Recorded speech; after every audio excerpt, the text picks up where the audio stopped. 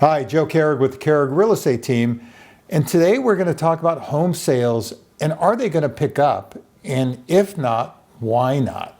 Well, first off, let's see what the forecast was going into 2026. Because overall, the market hasn't performed like the experts and the real estate brokers and everything thought they were. Look at this graph. Existing home sales, we thought we were going to pick up 14%. And the current forecast, again, this isn't reality, this is current forecast, is 4%. So a 10% drop from November 2025. New home sales, they thought would be up 5%. Well, they're up, the forecast is for 0. Median home price staying at plus 4%, that stayed the same. Mortgage rates, they expect to be around 6%, and they're running about 6.5%. Net job gains, they forecasted 800,000 and we're around 400,000. And unemployment rate 4.6, 4.5. So that's staying pretty steady from that standpoint. So you can see that the market hasn't performed as they thought it was going to perform. So look at existing home sales. Now they forecast 4.5 million. The last 2 years, just to kind of give you an idea, we were always about 5 to 6 million. Then in 2021, which we call the Disneyland years, they actually got up to close to 7 million, over 6 million in sales. Well, the last 2 years, they've been like 4 million, even though we forecasted they'd be around 5. And now they thought, okay, well, we're going to pick up 500,000 sales. And again, that was a forecast in November 2025. And now they're forecasting 4.2. So, and I can tell you, even since these forecasts came out, the market has slowed a little bit. So expect for the third year in a row, we're around 4 million sales, which you have to remember, you have to go back to the 90s when there was 80 million people less in the United States to get to the numbers of around 400,000, just to kind of put it in perspective. Look at the home price growth is definitely moderating it.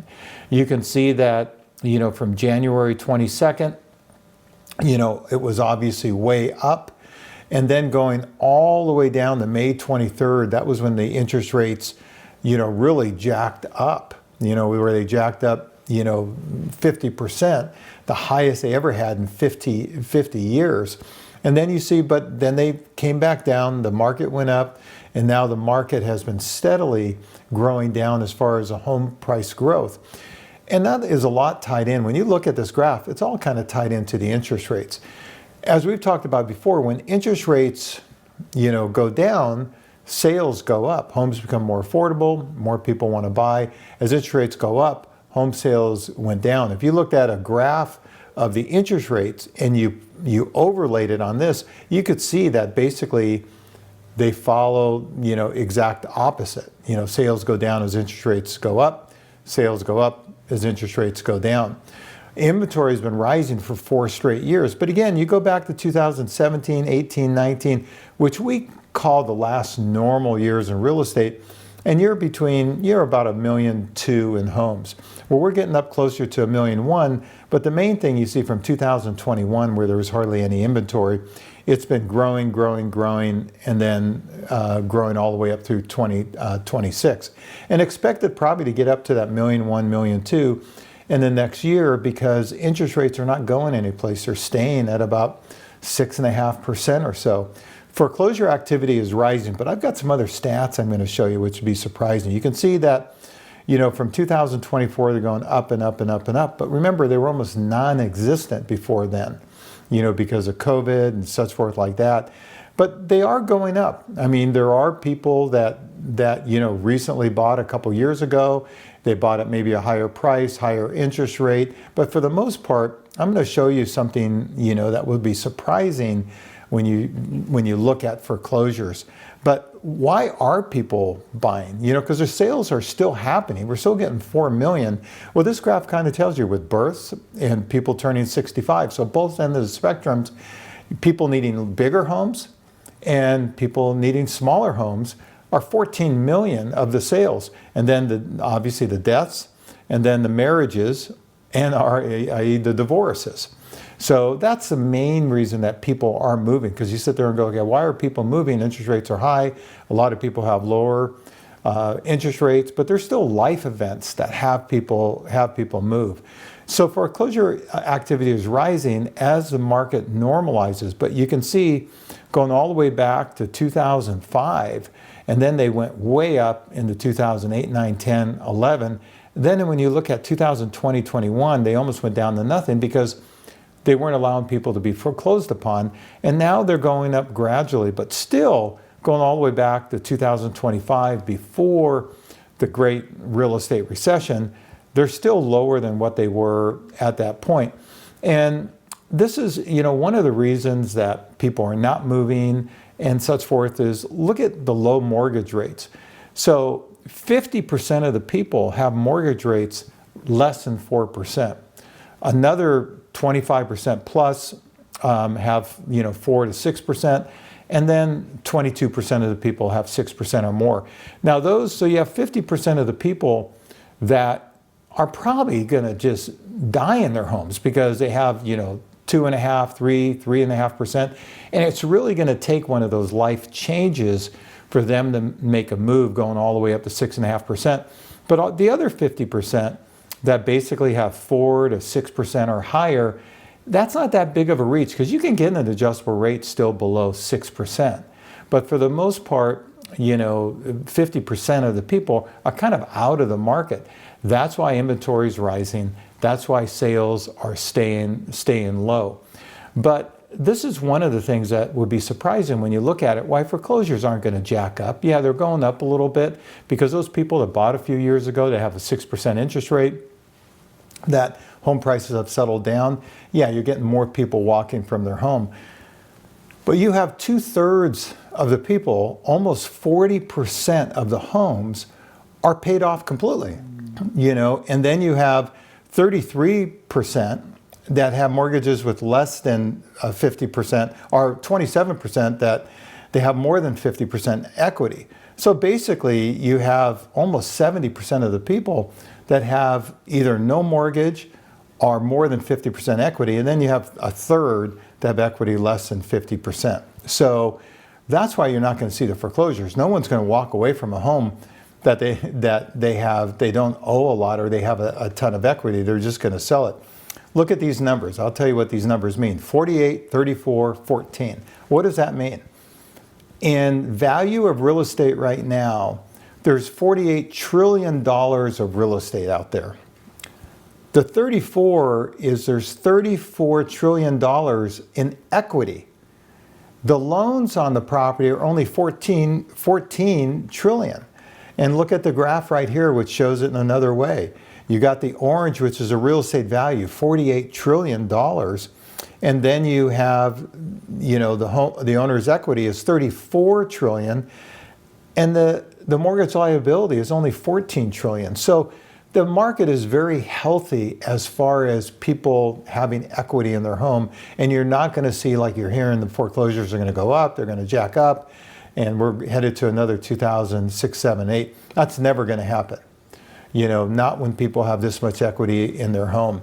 So how is the local market? And so you'll see I've expanded it to a couple other cities because I've been requested, because not only to include the San Ramon Valley, but also include the Tri-Valley, just to give people an idea. Because a lot of people coming up from San Jose don't want to go all the way up to San Ramon, Danville. They're going to go to Dublin, they're going to go to the Pleasanton, Livermore.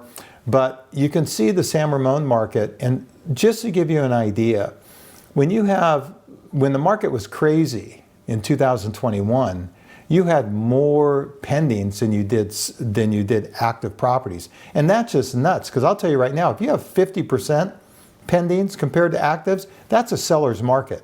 25 to 33% is an average market. If you get less than 25%, homes, that's of pendings compared to active properties. Now you're turning into a buyer's market a little bit. Well, San Ramon, you can see inventory has jumped way up. Pendings have stayed pretty steady though, and it's fallen around 25% as far as the pendings compared to actives. So it really is kind of a normal market. Danville, the same thing. Danville's sitting around 26, 27, percent. Inventory is going up a little bit, but again, pendings are staying pretty steady. The Alamo market, the pendings have dropped down a little bit. Inventory is going up, but again, that's about 25%. That's staying, pretty steady. The Dublin market is actually doing a little bit better because you can see inventory has gone down. Pendings have gone up, so that's sitting more, 37% or so. The Livermore market, which is one that I've added here, that's why I only have 2 weeks of stats on it. You can see that in the last couple of weeks, inventory has gone up and the pendings have gone down. Before that, it was a pretty hot market. Now it's settled down a little bit, but you're still talking about 40%, so it's not a bad market. Pleasanton's about the same. As you see across the board, you're kind of seeing inventory go up a little bit, but the pendings are staying pretty steady. So you see the Pleasanton market. One of the hottest markets is Castro Valley, but even though you've seen the inventory jump up, you're still talking about almost 50% of pendings compared to actives. We'll see what happens in the next couple of weeks, but as you get closer, because for instance, the San Francisco market and the Oakland market is nuts because of the AI. Homes in San Francisco are literally getting 25 to 100% above asking price. And they're priced right going in. So there's homes that were priced at $4 million going for 8, homes that were $8 million going for 12. It's all the AI boom is being centered around San Francisco. So as you get commutable to San Francisco, i.e., the Castro Valley, San Leandro, Hayward market, those markets have kind of gotten a ripple effect a little bit. So the Castro Valley market's very, very solid. But you can still see the sold to list price. Everything, again, is running about 100%, except Castro Valley. Remember I said that it was a very hot market? Well, look at it. It shows it. Last week, 105% of asking. This last week, 109% of asking. The Alamo market, you see it jumped up to 106%. And the reason for that is Alamo is a very hot market. Not a lot of homes sell. But the average days on the market in Alamo were 3 days because 2 of the 6 sales that closed didn't even hit the market. And that's how hot that market is. And you can see 106%. But again, everything is local. Even within Alamo, Danville, Pleasanton, every neighborhood unit, it makes a difference. There's a big difference between West Side Alamo, West Side Danville, than the East Side. And there's definitely differences in all the different cities. So sometimes agents will come to me and say, hey, I want to do a market analysis of everything that's sold in Danville. I said, you can't do that. You have to basically just center in on the neighborhood that you're in. So every market's a little bit different. Every neighborhood's a little bit different. If you have any questions at all, please feel free to give me a call on my private cell, 925-487-6838, or drop me an email, joe@kehrigteam.com. Or visit our website to learn more about the Kehrig team, www.kehrigteam.com. Make sure you tune in next week because this market's very fluid. Expect a little bit continuing to slow. The reason we're not talking about interest rates anymore, because they're not going anyplace. They're going to be in the 6s, for a while unless something drastic happens. And if it does, I'll keep you up to date. So make sure you tune in next week.